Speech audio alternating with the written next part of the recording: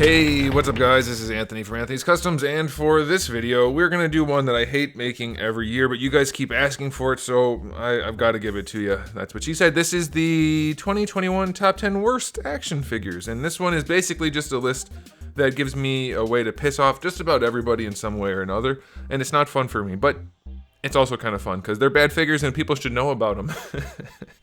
Obviously, they're not all totally bad. Some of them have lots of good things about them, but there's something disappointing about them or a high price or something got them on the list. And I'll try to explain that as we go without going into too much detail and taking up too much of your time.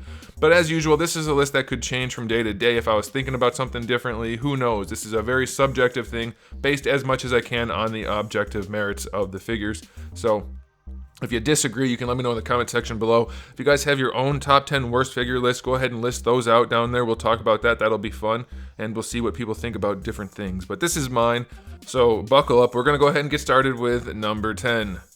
We are looking at the Super Action Statue Kenshiro figure, which, as I mentioned, some of them have a lot of good things. This guy's loaded with really good sculpted detail, really good painted details. Some of his articulation works really well.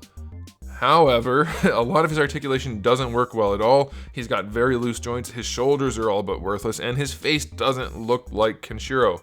Really at all. Like, a lot of people complained about that, and I agree. It doesn't look like him. It's a good sculpt, it's good paintwork, but it just doesn't have the look. And I could get by with that if it wasn't for the limited posability, especially of his arms. Like, he's known for being able to pose pretty well, and he can't do that as a figure. So that's a problem, and that's why he made the list. It is a good looking figure though, and that's why he's not farther up on the list.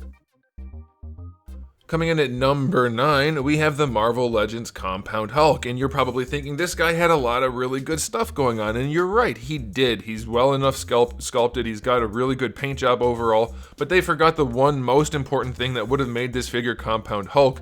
It's the different heads, half and half, on his head. At least the hair. They didn't give us a new head. They didn't give us new hair. All they did was give us new paint and pull back some accessories that we've seen with this mold before. So this was a super cash grab. Like, as far as repaints go, they're all about generating money for new molds and things like that, and that's fine, but you have to give us something. All we got with this one was new paint, and that's not acceptable because Compound Hulk is not a red and green red Hulk. He's a red Hulk and a green Hulk, and we didn't get that head. Coming in at number 8, we have the SH Figure Arts Full Power Sone Goku. This is easily one of their worst releases in modern history. Obviously, some of the old ones were pretty bad, but this figure has a terrible paint job, poorly sculpted heads, and a really low level of quality control. In fact, I've heard on many occasions of people breaking theirs by trying to swap out parts. This is one of the earlier figures that started coming out of Vietnam, and the quality control shows. It looks really good on the packaging, but it doesn't look that good in real life. Mine had terrible paint applications. I've heard some people had good shading on theirs. I don't know if they did or not. I can't say. I know some people have lower standards or higher standards. You know, everybody's different. But I can tell you mine looked like crap, and it's got bad QC and a bad sculpt job. So there's really no point for this release. It doesn't really serve a purpose for me, and as far as I can tell, objectively, it's one of the worst. Coming in at number 7, we have the Jazzwares Halo 2 Master Chief. I wanted to love this thing so much, and there's a lot to like about it. The chrome visor, the sculpt is pretty good other than the boots.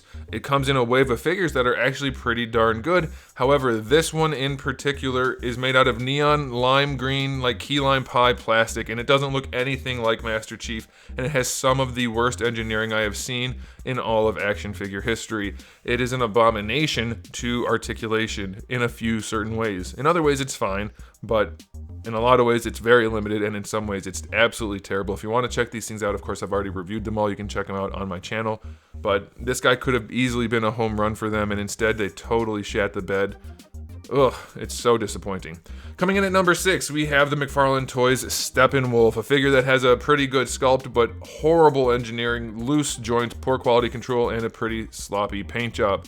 This figure is one of those ones where it could have been really good, and they charged a premium price for it, but they really didn't put any of the effort into it that they needed to justify that price point, and that's why it's higher up on the list. It's kind of irritating that it could have been such a good figure from an established company known for high quality, and they just didn't do it. And that leads us to number 5, which is Darkseid, which is even a worse offender for the articulation. This guy has Some of the worst articulation I've ever seen, and it's coming from a company that's been around for a million years, making some of the best collectibles in the industry. And it does come in a gold label edition with the armor, which makes the figure look cooler but pose worse, and the accessories don't make any sense, and the cards and the images on the packaging don't make any sense. The whole gold label thing with the armored Darkseid, non-armored Darkseid, and the low quality control, low level of execution. These figures are disappointing all around, other than if you needed a Darkseid to stand on your shelf, this will do it, but that is just about it. Coming in at number 4, we have a case of you charged too much for what you gave us. The Hazlab Sentinel is a really cool release by almost every measure. It's a giant figure, it has light up eyes, a light up chest, which isn't the best gimmick in the world, but it does work well enough. It has a nice level of finish, it poses some, not very much, but if you have a giant figure that costs 330 bucks or whatever it was, and it falls over constantly, that's not okay. Lack of ratchet joints, loose knees, loose hips, not acceptable. You can't give us a $330 Marvel Legends figure that is at the same level of quality as a regular Marvel Legends figure. That's just not gonna cut it. Coming in at number 3, we have Hasbro's Power Ranger Lightning Collection King Sphinx. This figure was ambitious in that it is an all-new sculpt and it's a fairly hefty sculpt. However, the paint job on it is atrocious and the face doesn't even come close to matching the source material. It doesn't look anything like it's supposed to, and so it's very, very disappointing. There's just not a lot good about this guy, and you're thinking, well, at least maybe it poses well. Nope, the joints are sloppy and loose, and there's really nothing good about this other than it's a new sculpt and some of the details within the sculpt are okay. That's it. The rest of it is bad. The paints are bad, the posability is bad, the level of quality control is bad. It's all around bad. There's straight up missing paint applications throughout. All around a terrible release. This is the thing that sealed the deal for me to not collect this line. Hasbro, I'm guessing you lost a lot of customers with your laziness on this one. Coming in at number 2, we have another goodie. This is the Star Wars Darth Maul in the weird book type packaging. It's some kind of special edition where he's not wearing any clothes, and I know a lot of you Star Wars people are all about that sort of thing, but this figure is not good. It's not sculpted well, it has poor articulation, but on top of that, it has a terrible paint job, and the only thing this guy needed, really, to look good enough was a good paint job, but he's like 4 or 5 different colors of red. Some of it's glossy, some of it's not. The black lines aren't painted well, his arms are neon, there's no bicep swivel, he can't hold his lightsaber properly.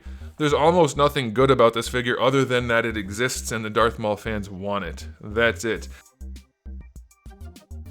Coming in at number 1, he wasn't expected to be a great figure, but it is one of the worst in my opinion because he's called the Hood, and the Hood is in fact the biggest problem with this guy. While it's sculpted really well, it can't fit on the figure on a shelf, and that's with him standing straight up. If you wanted to pose him in any way, the Hood would be even more of a problem. Now I will say, if they were just going to sell us the cloak, the Hood, they'd be okay. It's really well sculpted, has good texturing, good flow, it's a very, very nice sculpted cape/hood.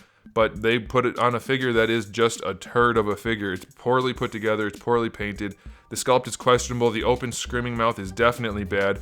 The hood itself is nice, the accessories he comes with are nice, but as you can see, you can't even put it on a shelf without it looking ridiculous, so it simply cannot stand. So there you go guys, thanks for watching. That's my top 10 worst action figures for 2021. Again, I'm sure you disagreed, so let me know in the comment section below which ones you thought were worse than these, and if you thought these were good, you can let me know why.